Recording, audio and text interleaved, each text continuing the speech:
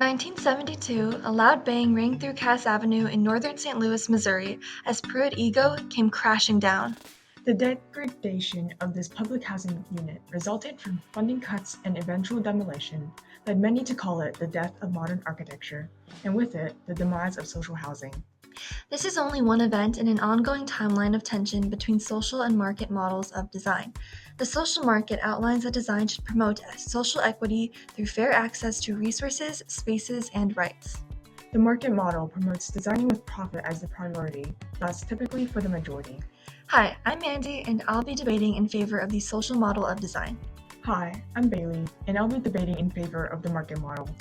The benefits of practicing social equity in architecture are undeniable.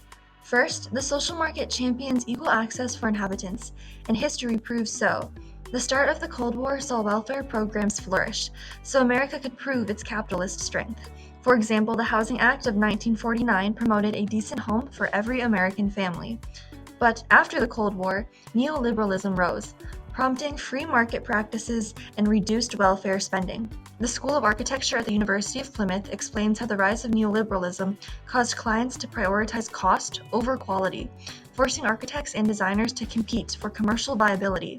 This meant only designing for the elite or the majority, cheaper materials, housing vouchers over new public housing.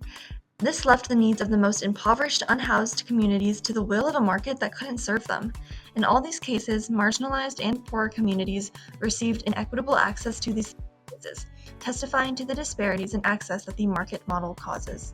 Now, hold on. The market model doesn't necessarily mean less resources for the marginalized. While it usually entails cheaper housing, it also means more housing.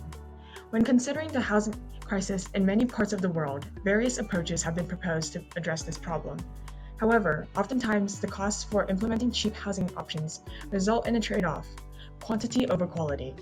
For example, a team of architects from the University of Biobío 3D printed a concrete seed house that can serve as a model for implementing future large affordable housing projects.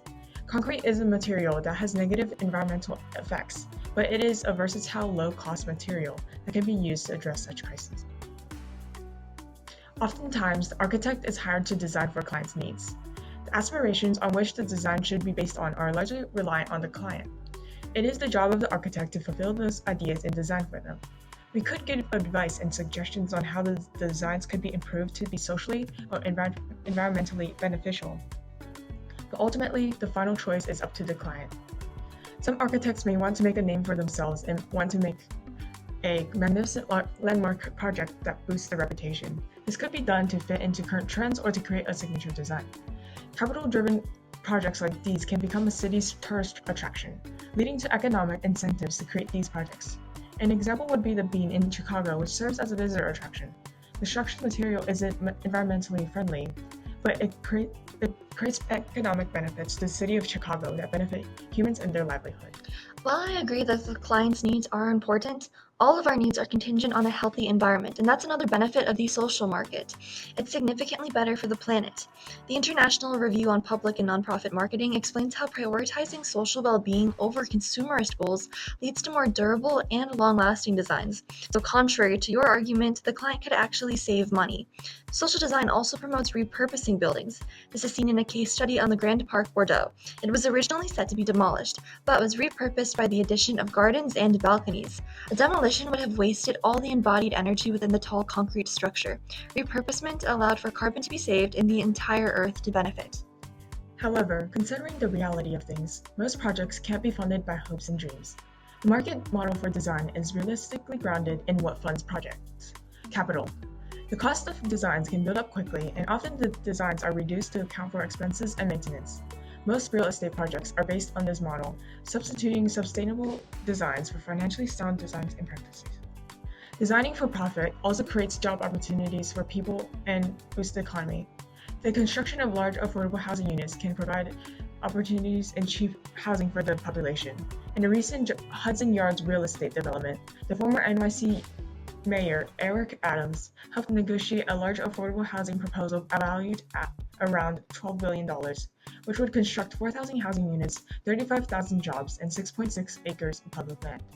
The economic benefits from such projects would be beneficial for such a large population and can be used to help the underprivileged communities find shelter and job opportunities. By employing large numbers of people in such projects, we can help the economy through employment which feeds into the market.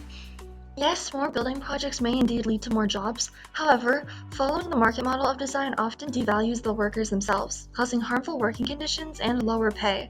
This is explained by Victor J. Papanek, an architect and designer who championed designing for the people.